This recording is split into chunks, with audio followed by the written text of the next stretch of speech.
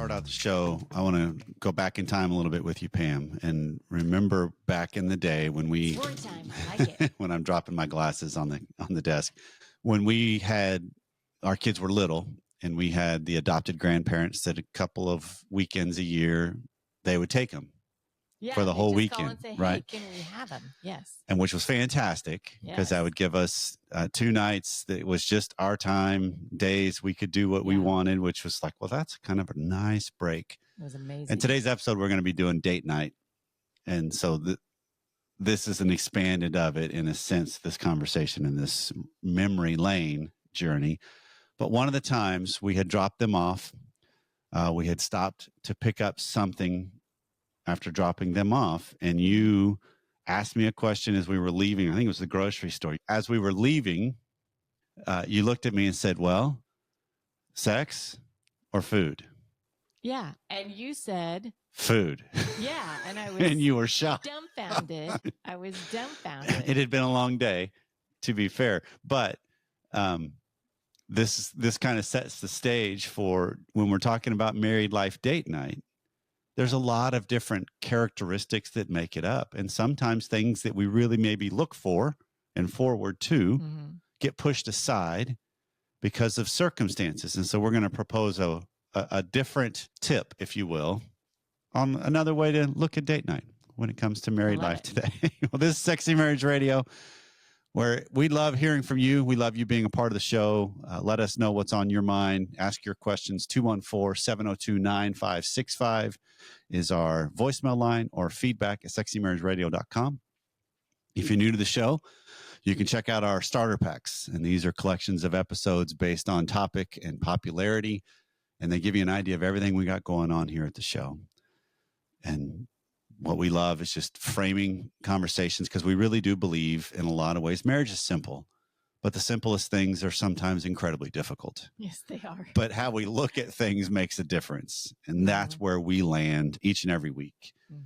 And so we are so glad that you take some time out and spend it with us each week. And so here's where we're heading today. On the regular version, we're doing some conversations about date night, specifically one tip I've come across that's worth sharing, that maybe changes up the schedule and how you guys go about your date nights, because date nights are important in marriage. And we want to be advocates of that to help keep the important important. Yeah, keep some spice. And then on the extended content today, which is deeper, longer, and there's no ads, you can subscribe at smr.fm/academy.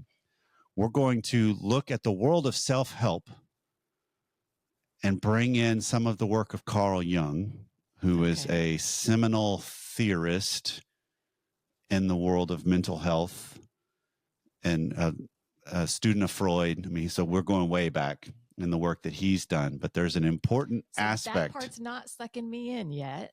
Well, there's an important aspect, because if you think of the world of self-help in today's day and age, a lot of times the focus is on the future, right? We got to improve. We got to get better. We got to improve. We got to get better. Yeah. But there's a valuable, important aspect of, I got to heal also. And Carl Jung's work rests a lot in the idea of our shadow and the stuff that we need to heal from.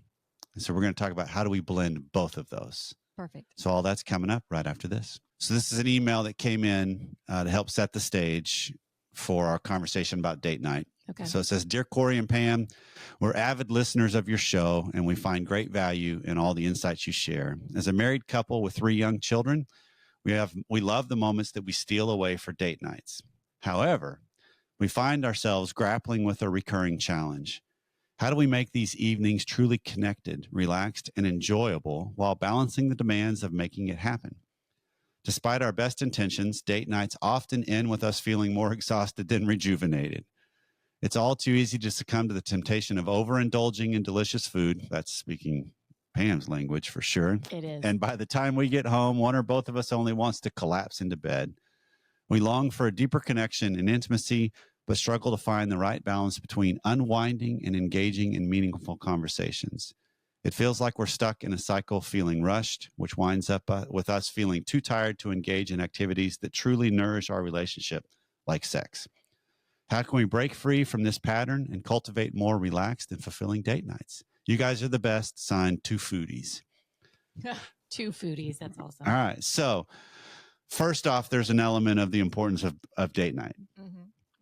And when, depending on where you are in the context of family, sometimes it's quite involved to make date nights happen on any regular occasion.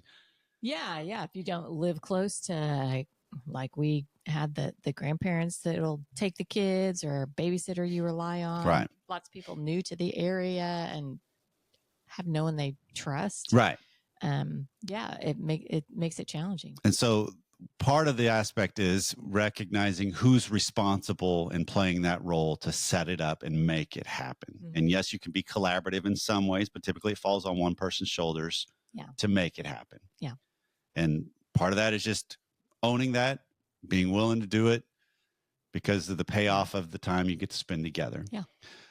So there is an element, though, that one of the things I've come across regularly is some variations of one of the ones I just saw was the 2-2-2 date rule, which is just the concept of committed couples need to try to go on dates once every 2 weeks. So it's like twice a month. Okay. Spend a weekend away once every 2 months if you can. Wow, that's and then take week-long vacations every 2 years. Just the two of you. So there's just an element of how are you setting aside the marriage? Okay. And all that entails. Mm-hmm. Because I would imagine most Sexy Marriage Radio listeners understand the concept of vacation sex is different than a lot of regular sex that happens because you're just a lot more relaxed. And so look at that in our episodes, because yes. there's vacation sex. Right. But one of the thoughts that come to my mind for these foodies, because we recognize this in the sense of there's times where we've gone out, had a good meal, and it's like, if we're going to have sex tonight, it's going to have to take a little bit before we get there, I think. Because I ate too much. Ate way too much, and any kind of movement is going to be troublesome. Right. Which sometimes can be a challenge. Like, hey, I'm willing to see if we can make that challenge happen. But if we fail, it's really bad. That challenge just is not a turn on. No, I understand you. So the first person I've heard this come from, this idea, is from Dan Savage, who's a love and advice columnist and has a podcast and is well known in a lot of arenas. He's not Christian by any means, but his counsel and his ideas are usually pretty. I can agree with a lot of what he talks about. Yeah. But he talks about on date night. Yeah. His simple premise: have sex first. Okay. I mean, when you first say that, I'm like, okay, but I get it. Yeah, I mean, because so I back up a little bit, right? Okay. For a lot of people, they go on a date night to connect, and it's kind of like the whole evening is a little bit of foreplay because we're connecting. Right. It's all a buildup. It's all part of the culmination, if you will, of sex, maybe. But again, a date night isn't just about sex. It's about the connection. Correct. Right? Because I think too often people make too much about sex. Right. And here we are, our podcast, it's about marriage. Which adds inherent pressure, particularly for the lower desire. Yeah, exactly. It does. But I think that ultimately, there's a part of this I really like in that if I'm lower desire, number one, I don't have, it's not that pressure all evening. Sure. But it also develops that connection right off the bat. Right. Hopefully, which then it's an enjoyable experience. Which then begs the question of how do you make it happen if you start the date with that? Because now you got some logistic issues at play. Because think about the normal, like the circumstance that I mentioned at the beginning of the show of our kids were gone. We had a lot more freedom of use of our house. If we brought in a babysitter, we don't have that freedom. So date night sex after you come home and kids are in bed and babysitter is left, it's easier. Fair, I gotcha. But when babysitter just shows up, what do you do? So I got some tips. I got some ideas. Give us some tips on that. One could be while you are getting ready, even before babysitter shows up, get ready together. Put kids, if they can be occupied by a screen for a while, a game, a movie or something, let them be occupied and you guys are in the room getting ready together. So you already have some banter, some fun, and sex is a part of the equation. You could have sex in the shower if you're showering before you go. So obviously some of this lends itself to more of the quickie variety than the drawn out variety. But that's one element. The other could be depending on the day of week. It could be if you're going out on a Friday, little afternoon delight before kids get home from school. You both get work done still a little bit more in that window, and then you go out that night. I mean, so you got that option. You also have the option of start the morning that way. So it's you have date night, but you had morning sex. Yeah. And there's nothing to say you can't have sex again later. Obviously, this is what you want it to be. Right.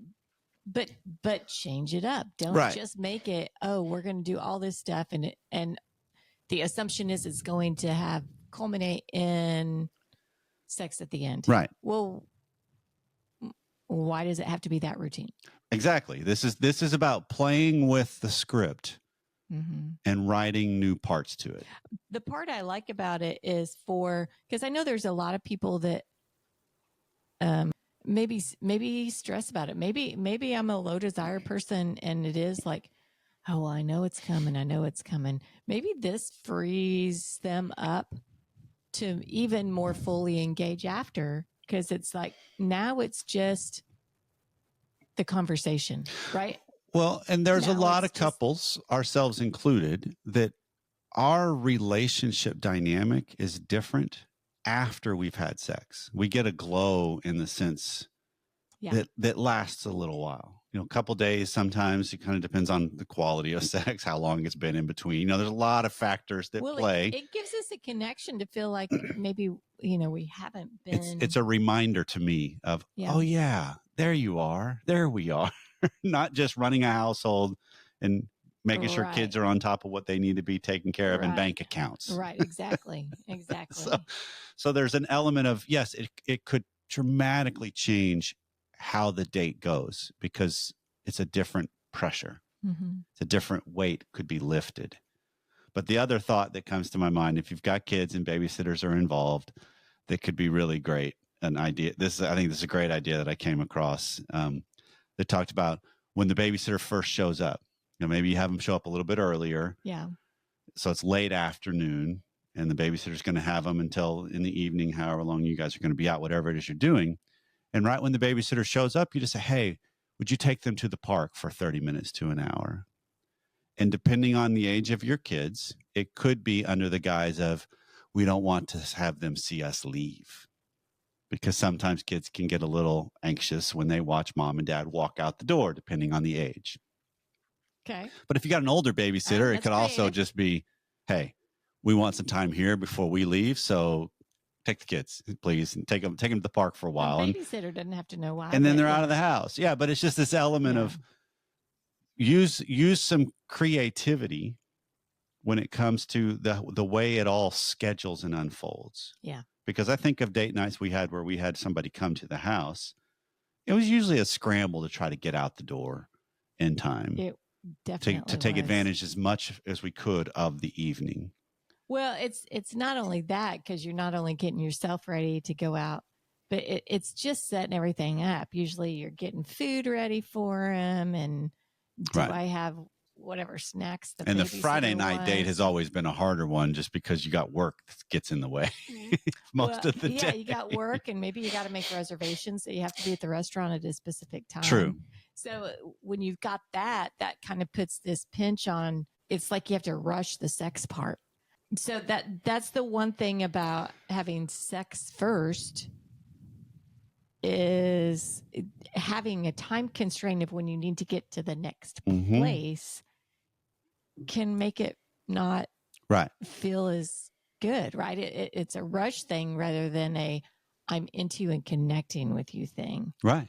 And so I don't want to do it just for doing its sake. I want to have that connection. I think that's why a lot of it happens at the end, right? This is because it's a build up to it. It's a build up. It's the foreplay. It's the build up to it. But the problem with that, and this is where I think this is a great alternative, is there are so many different things that can get in the way in the build up to it that by the time you actually get to act upon it, one person's just not there, which lets the other person down. And, so there's just this component of, okay. And granted, doing it like this with if you have sex first, there's still pressure, right? Yeah. It's still pressure on one person more than the other, because the other's going to be more looking forward to it and excited. Ooh, this is the change up. This is the adventure. Ooh, yeah. They're even more excited maybe. Yeah. Because again, the universal truth, within marriage, the pressure to have sex is just existent. It's just there.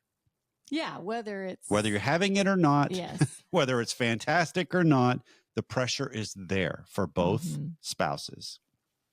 Can't make that go away. Right. That's just part of what comes with it. Unless, I guess you could make it go away if you both have collaboratively agreed we're not having sex anymore.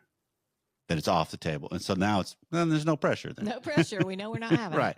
But there's an element of recognizing this can just create I love the mental space that this could create, because then the date night becomes reliving. In my mind, I would be reliving some of what we've already done rather than looking forward to what we're going to be doing. And there's a nostalgia that comes with that. That's like, oh, yeah, that was really good. That was, and maybe that gets the fire going, like, let's do it again. If there's the room, we haven't eaten too much, whatever. But there's a freedom there, because I think of when we go out, we like to go have good food. I love it. And that kind of opens it up. Yeah. And it so opens up to the door for that extra chip that maybe I shouldn't have had. It opens up the door for pie, cake, some of those things that would be like, yeah, I'm not gonna. Now we're making an argument to have sex after, just to not overeat. Hey, lose weight, have sex before and after. That's the diet plan. There you go. But then the last thing that's worth noting, just real quick, is when you're talking about to have the sex before, it's also worth noting this doesn't necessarily just mean intercourse. True. Right? Because sex is a variety of things. Yeah. When we use the word sex, we're not just talking about penile vaginal intercourse. There's also the aspects of oral sex on each other, hand jobs on each other, mutual masturbation with each other, steamy makeout sessions with each other. There's a lot of things that all is still sex. Because again, sex in our book does not necessarily mean orgasms have happened. Although that makes it a lot of fun. I won't deny that or argue that point, but it's still that element of recognizing, expand the scripts, just like what this idea is. Yeah. Of how do we expand and challenge the script of what we've usually done and try changing it up and see what we can do. And then let us know how it goes. See if it was a success, particularly from the two foodies. Did it make the foodie night even more enjoyable? Right, exactly.